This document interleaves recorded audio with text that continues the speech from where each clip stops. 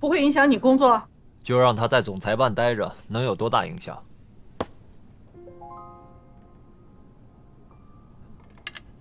不过我有言在先啊，只给你1年的时间，如果还是亏损的话，你就彻底放弃。干就干，谁怕谁？那就这么定了，我让人把家里的小书房给腾出来，给天林做工作室。为了他一个人，给你添那么大的麻烦，还得把家里弄出那么大的动静儿。没事儿，天林和王简一样，都是我弟弟。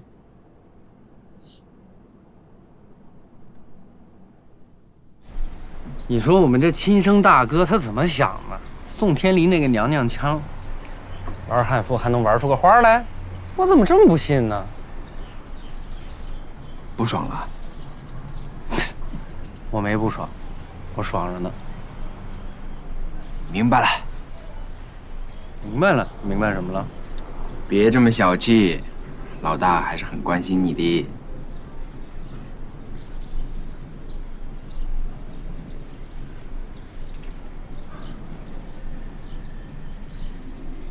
二哥，你别动，不是转过去，就这个角度，摔惨了，跟我简直一模一样。废什么话呀？我们是亲兄弟，臭小子。不过你说这老大怎么跟咱俩长得一点都不像？你说他像我妈吧，不像，更不像爸，爸和妈他都不像。他长得像外国人，你看他那傻大个儿，哪像咱家的人呢？是有点，不过论个子的话，我挺像。你好像就……我踢死你！我。好好好。你看咱俩这眉宇之间，啊，这下颚线，还有刚刚那个帅死人不偿命的45度角，可是老大怎么一点都不像呢？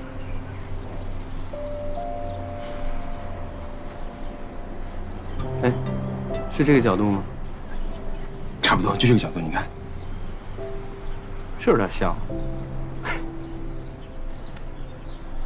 傻了，傻了，傻了。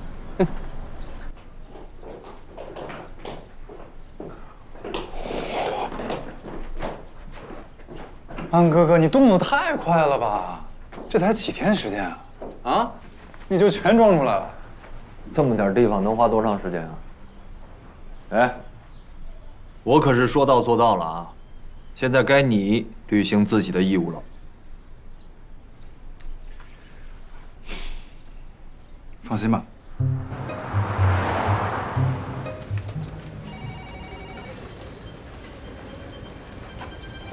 嗨 ，Hello， 哎，你好，不是，这是总裁办吗？你找谁啊？我找安哥哥。什么安哥哥？你是不是走错地方了？安哥哥让我来的。没有走错，我就是那个安哥哥。怎么穿成这样来了呀？穿成什么样啊？公司有规定，不能穿奇装异服，要穿正装上班。我这也是正装啊。嗯。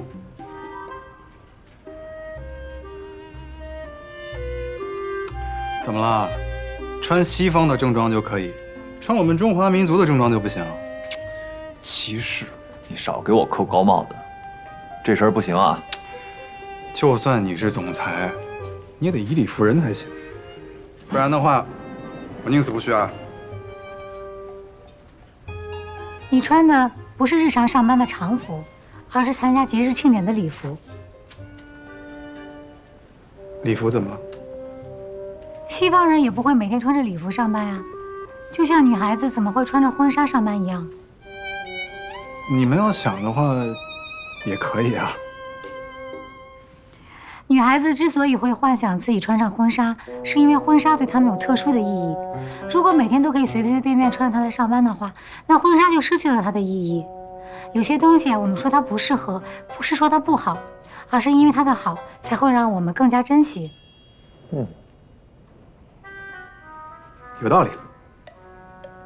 有道理还不赶快把这身衣服换下来？我也没别的衣服啊。先这样吧，正式介绍一下，这是宋天林，张总的儿子，我们从小玩到大的，这段时间会和我们一起工作。这位是天宇，我的助理；这位是苏沫。你好。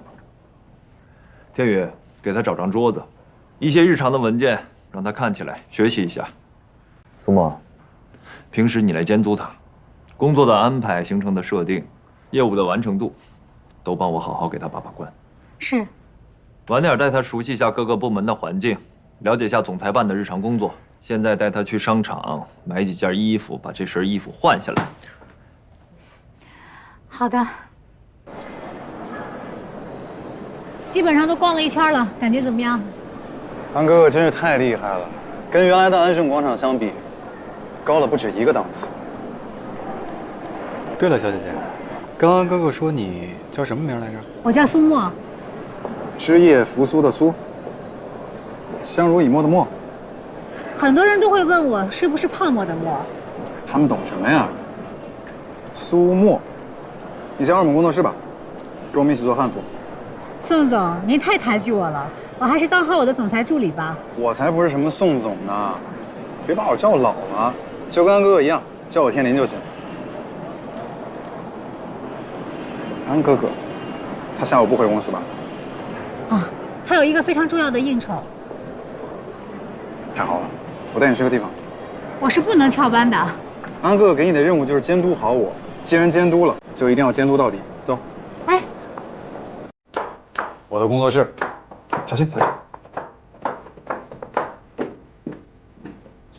这几件呢都是样衣，正在修改中。啊，这件就是我跟你说过的，我最新设计的飞天系列，融入了敦煌和丝绸之路的元素。我可以摸吗？当然。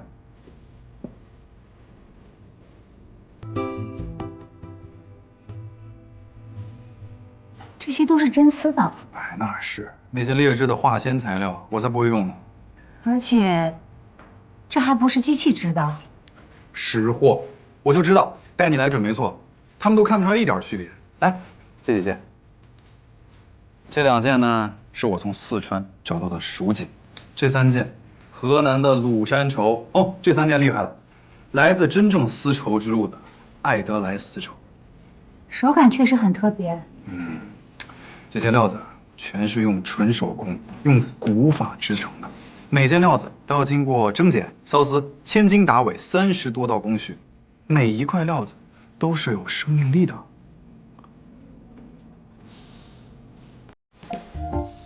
谢谢。原来你对布料这么有研究，怪不得你刚才一直盯着我的丝巾看呢。你那块也是古法丝绸吧？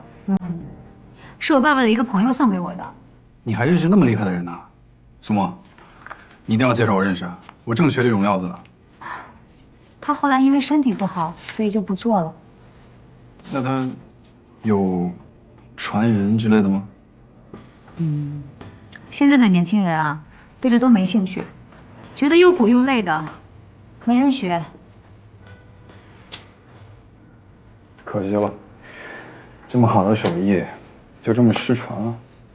哎，你要是喜欢，我把这条丝巾送给你，我还有一条。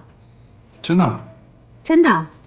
现在像你这么欣赏传统工艺的人不多了，你也算是他的知音，他肯定会高兴的。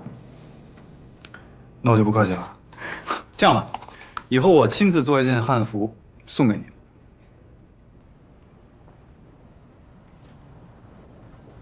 你这汉服我可不敢要，这价格不菲吧？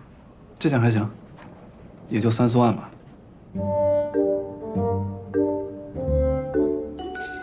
这件7万，那件厉害，10万打底。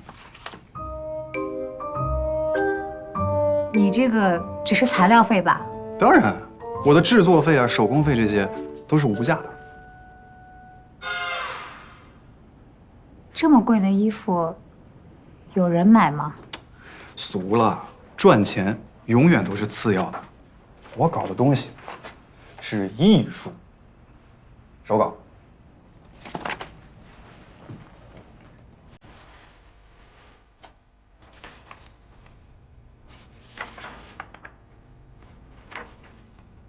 下次有新的衣服，到时候我再带你来看。他的工作室就在楼下。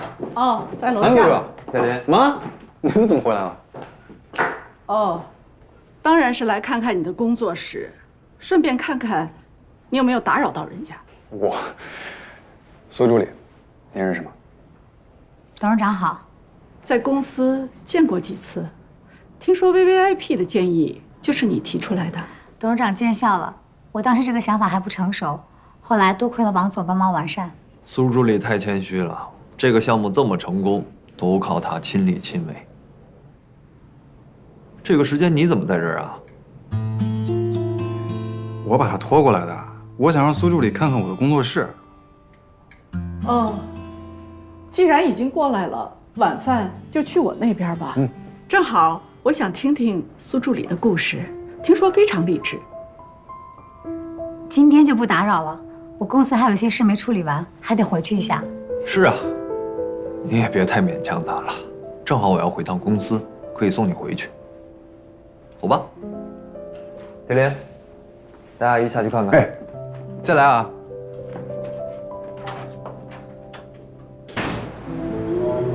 天林的工作室怎么在你家呀？刚才尴尬死了。你等会儿吧，你叫他什么？天林？哎呦，这关系都这么近了吗？他还是个孩子呀，你不会连谁的醋都吃吧？我吃什么醋啊？工作时间你跑来陪他玩，还怪我吃醋？是你让我看着他的，这不是我工作的一部分吗？那以后天林的事你就别管了，交给天宇去干。哎，你跟董事长住得这么近啊？啊，当初我们是一起买的房子，因为总在一块玩，我们兄弟和天林的关系都很铁。叛逆期的时候，他只要离家出走，就往我们家跑。那他这叛逆期还挺长的。他一直这么任性，认准一件事情就完全不顾忌地扑上去，丝毫不顾及别人。我倒不觉得这是任性，为梦想固执己见，不是一件很棒的事情吗？很棒吗？他是被保护得太好了，家里只有一个儿子，什么也不用去争，不用去抢，更不用去表现自己。不管做什么，都有人给他收拾烂摊子，当然想干什么就干什么了。不一定吧，这王姐也有2个哥哥呢，我看她性格跟天林差不多。王姐不也是我们家最得宠的那个？只要有她在，我和思薇在我爸妈面前就得靠边站。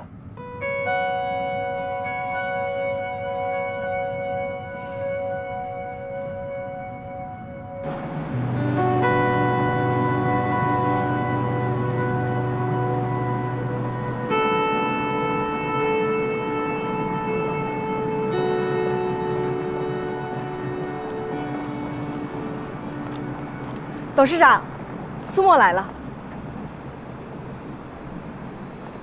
董事长，您找我啊，其实找你也没什么事儿，就是想跟你聊聊天。在办公室怕你拘束，所以就约到这儿来了。谢谢董事长。你在来安盛之前，曾经做过柜姐。对，在那边干了不到1年。就目前的总裁办来看，以你的学历和资历，你发展的已经非常好了。这多亏了王总和丛总的提携。能把你从尚纯那儿再要回来，应该不仅仅是提携。董事长不妨有话直说，您是想了解我的职业发展方向呢，还是？啊，不是，我呢其实就是想找你来聊聊天儿，顺便谈谈我儿子。这样啊。你大概也听说过一些我儿子做的荒唐事儿吧？略有耳闻，但是我觉得天林的那些事儿不是荒唐事儿，他是个有梦想的人。可是他总是在找借口，而且一错再错，还不肯回头。以董事长的身份和地位，不妨再多给一些试错成本。试错成本？这不是每个人都可以拥有的机会。天林既然可以拥有，为什么要浪费呢？我一直认为，当大多数人把工作目的停留在挣钱这个维度的时候，有一些人却能将自己的兴趣作为工作，那是幸运的。跟苏助理聊天，真是一件有趣的事儿。我也想听听你的梦想是什么。梦想对我来说太奢侈了，我还是个现实的囚徒，只想趁年轻多挣钱，未来呢活成自己喜欢的样子就知足了。我很欣赏你的直率，你有没有想过通过天灵变成你自己最喜欢的样子？就像现在年轻人喜欢用的那个词儿“逆袭”，对吗？那我就再直率一点，我没想过。好，够坦诚。我跟天灵能够成为朋友，是因为我在他身上看到了我自己，那些不被理解的倔强和不被认同的坚持。看来天灵这辈子的倔强要由我来买单了。我也希望苏助理，你的倔强一直有人为你拖地。程张动其言，但是我的倔强，我想自己拖地。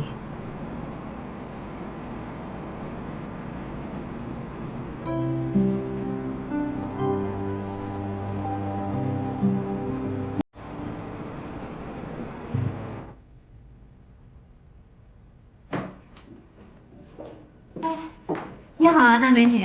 你好，苏沫。这么晚了还要补妆，这是准备跟男朋友去约会吗？约什么会呀？这晚上还要跟法国客生吃饭呢。哦，是这家公司吗？嗯，这可是世界500强的公司啊！你有机会和他们接触，真好。好什么呀？都快忙死了。我这2天啊都没怎么睡觉，脑袋都快炸了。你看我这脸色，只能靠不停的补妆。你要注意休息啊。休息也得要有时间呢。我现在怎么样？看不出来吧？一点都不差。化妆品啊是最伟大的发明。好了，先不说了，回头再聊。好。哎，等一下，资料。哦，那些都是背景资料，不用了，谢谢啊。哦。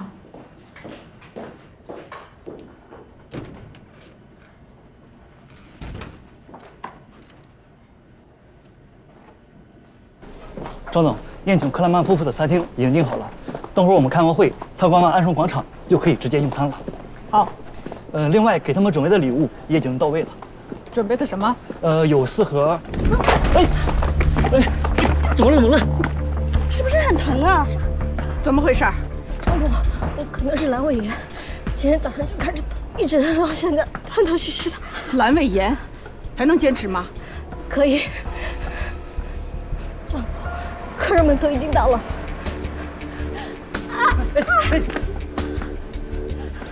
还坚持什么？赶紧送他去医院！快！你等我，很快就回来。你现在马上去给我找一个法语翻译。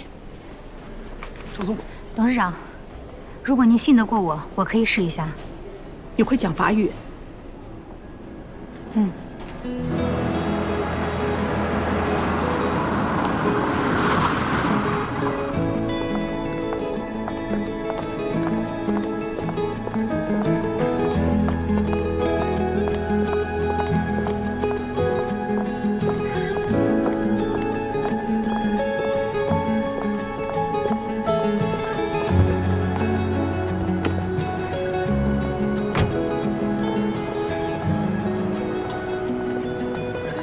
你好，欢迎你到我们公司来。Bienvenue dans notre entreprise. Enchanté. Voici ma femme Isabelle. 这是他的夫人扎贝尔。我叔，请吧。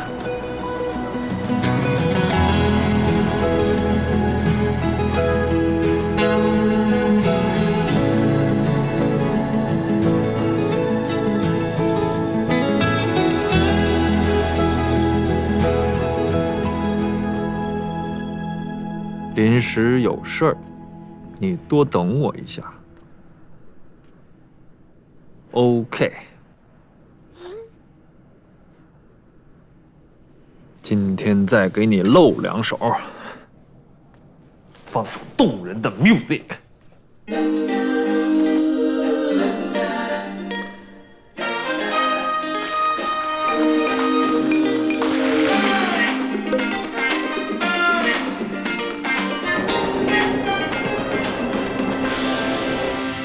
感觉怎么样？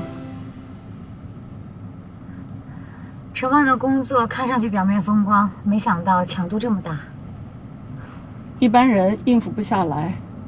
没想到今天你一上手就干得不错。谢谢董事长夸奖。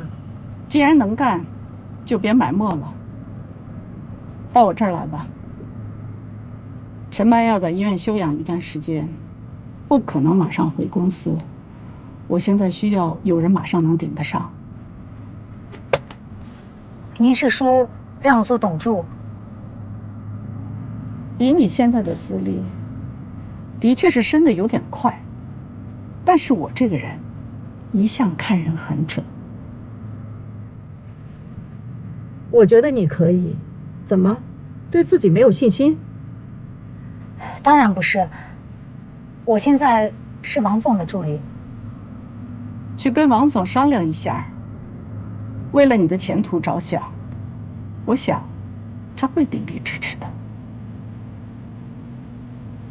就凭你跟王总的关系，你一定会给我一个最优惠的条件。你敢说他不是因为喜欢你才让你在他身边工作的？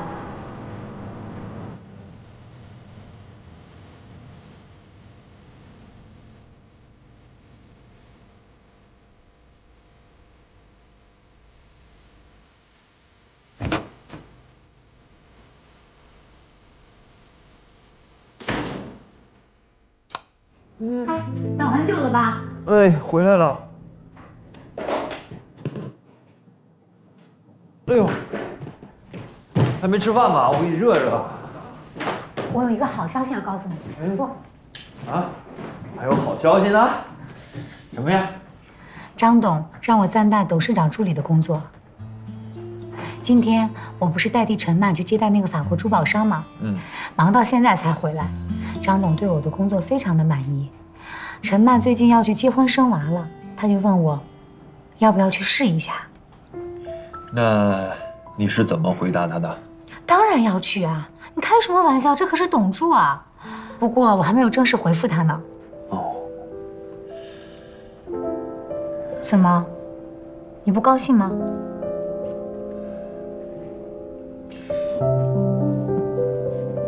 我不赞成你去他那儿。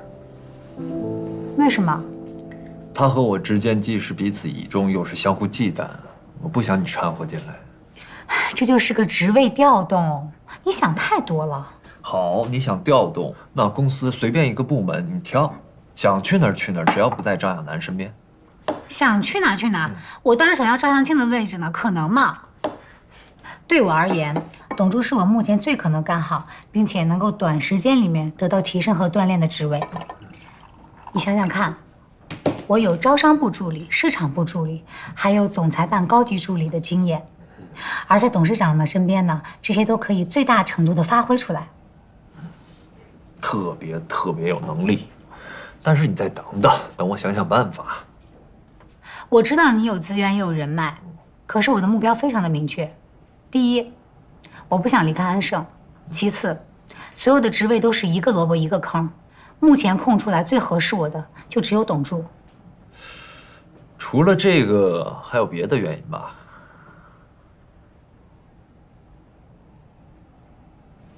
有。我不想让别人觉得我是靠男人。有男人依靠不好吗？为什么要那么在乎别人的想法呀？难道你不在乎别人的想法吗？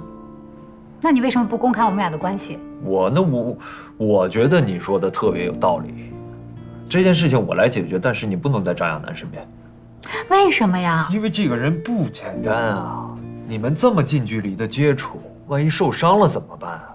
能坐上董事长位置的人肯定不会简单，所以他身上一定有我很多能够学习的东西。再说了，我就是个助理，干不好大不了就走人了。你的纠结和担心完全没有必要。是没必要，但是这件事情必须要从长计议，好吧？我先给你热热饭，我给你做了排骨啊，真的？哇，我最爱吃就是排骨了。你最爱吃的不是羊排吗？我都爱吃，都爱吃。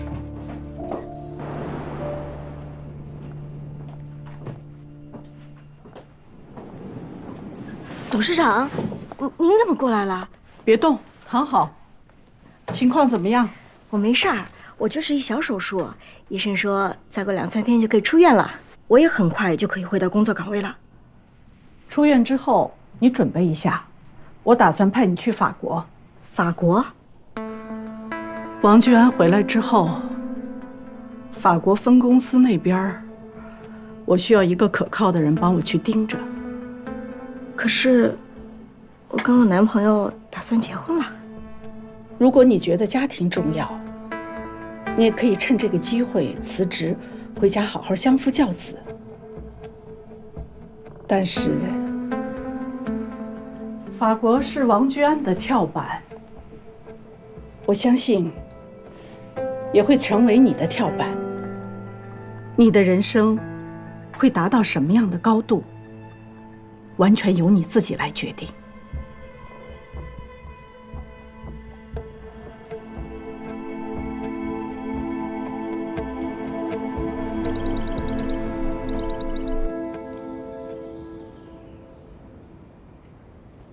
走。哎，哥思维他不下来吃吗？你不知道吗？知道什么？今天是他妈的忌日。大早上说什么脏话呀？哦，对，我的意思是说，今天是二哥他妈妈的忌日。去嘉定了？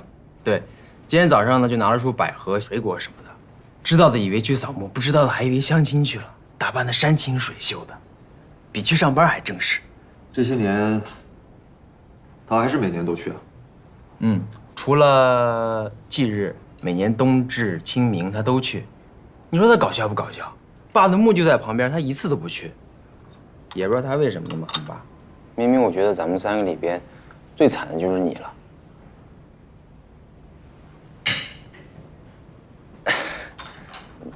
你看我有哪壶不开提哪壶了，但我说的也没错啊。你看，老爸留下的股份中，我呢拿了大头60%，二哥拿了30%，你只有10%。我有时候觉得老爸做这个决定的时候是不是老年痴呆了？也不知道二哥为什么那么恨爸。明明最吃亏的应该是你，如果不是妈去世了，我估计他连3%都拿不到。你胡说什么呢？这是你现在该想的吗？好好上你的学，如果没有爸那些乱七八糟的事儿，他会有一个更加正常的童年。我也会。我只是觉得，咱们3个和妈都挺惨的，只不过有时候二哥更惨一点，对吧？吃饭。吃饭。哥，吃个包子。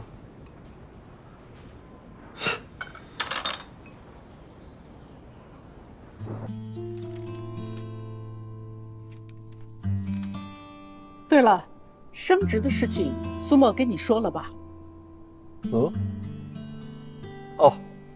哎，我差点都忘了，说了，我觉得太着急了。是吗？我还以为你会替他高兴呢。我是真想为他高兴，可是这一来呢，苏沫刚进公司1年多，升职速度太快；二来呢，万一别人有意见怎么办？你什么时候开始在意别人的想法？这苏沫呀，确实需要再历练历练。行，既然是你的手下，一切由你来决定。好。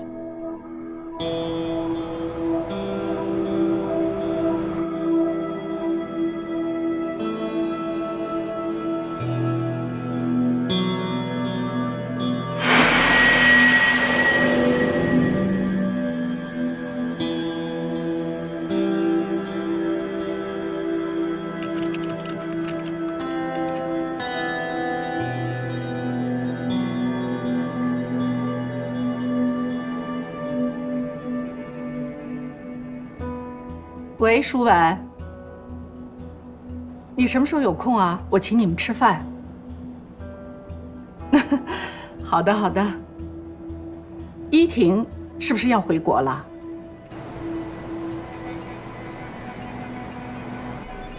如果一会儿跟你说当董助的事儿，王总，我现在还是您的助理，工作上的事情肯定要听从您的安排。那如果不是以助理的身份，是以女朋友的身份呢？身为女朋友，我肯定有我自己的想法，但是工作就是工作，咱们得公私分明。那如果张董还等着呢。你总是把我的一腔热情屏蔽在你冷酷的外表之下。现在你不是我的助理，是我的女朋友。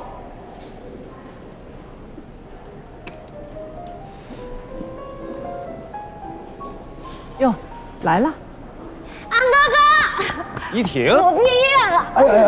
哎呀，我好想你啊，安哥哥。好了，什么时候回来的呀？我回来3天了，本来我想突然出现在你面前给你一个惊喜，可是姨妈说你太忙了，所以今天只能专门约你出来了。哦，姨妈，一点没变啊，还是这么爱搞突然袭击。安哥哥，我还怕你会生气呢。我怎么会生气呢？我开心着呢。来，我看看。1年没见，个头没什么变化啊，但是变漂亮。你看，他还点了你最喜欢的熔岩巧克力。哦，他还记得你最喜欢吃什么，专门为你点的。安哥哥，不好意思啊，这位是……他你得好好认识一下啊。这位是居安的助理苏沫，小苏，这是我外甥女儿陈依婷，刚从德国留学回来，她跟居安从小一起长大的，以后常来往。你们2个人正好认识一下。陈小姐你好，苏姐姐好。安哥哥今天一定以为姨妈叫他过来是因为工作，所以才把你带来了。不好意思啊，让你跑了一趟。啊，对，今天我们是私人聚会，小苏，要不然你先回去吧。好，我这就离开。对了，姐姐，麻烦你过去的时候帮我叫一下那边的服务生，让他们端点红茶过来，谢谢。刚才没有介绍清楚，现在隆重介绍一下，苏沫，既是我的助理，又是我的女朋友。这位是依婷，张总的外甥女，我的一个小妹妹。张总啊，苏沫升职的事情还算不算数啊？怎么了？我是真的舍不得她走，这又是助理又是女朋友的双重身份，我实在是太困扰了。苏沫想去您那儿历练历练，就为这件事还跟我闹别扭了呢。所以啊，请您给我个面子，这事儿要是算数，我可把我女朋友交到张总手里了。当然可以，像小苏这样优秀的人才，我这儿永远欢迎。那一言为定，也谢谢您肯给她机会。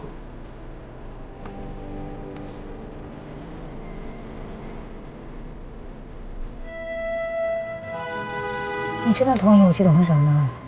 我不同意又能怎么样呢？反正话已经挑明了，他应该不会对你怎么样。我回去也想过，你那天说的有道理。说难听点儿，就算哪天我跟他撕破脸，你顶多丢份助理的工作，所有的影响都在我的控制范围之内。可为什么要选这种场合呢？大概是因为，如果闹意见一定要有输赢的话，我不想让你输。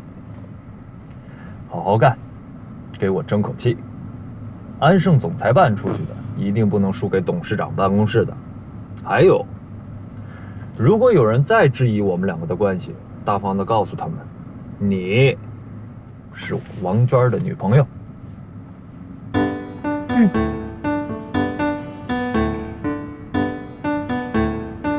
骑上我心爱的小骆驼，又来啦！它永远不会堵车。骑上我心爱的小骆驼。苏沫在他身边，不会停留的时间太久。妈，你在说什么呢？安哥哥有了女朋友，我当然为他感到开心了。口是心非，你的心思我还不知道啊。这些年你一直没有交男朋友，还不都是为了他？可是这一次，安哥哥对这份感情好像很认真，他的喜欢，从他的每一个细胞里面，都能感觉得到。那是你学艺术学得久了，人变得太敏感了。相信我，这种所谓的感情，我见过的太多了，最后在现实面前都脆弱得不堪一击。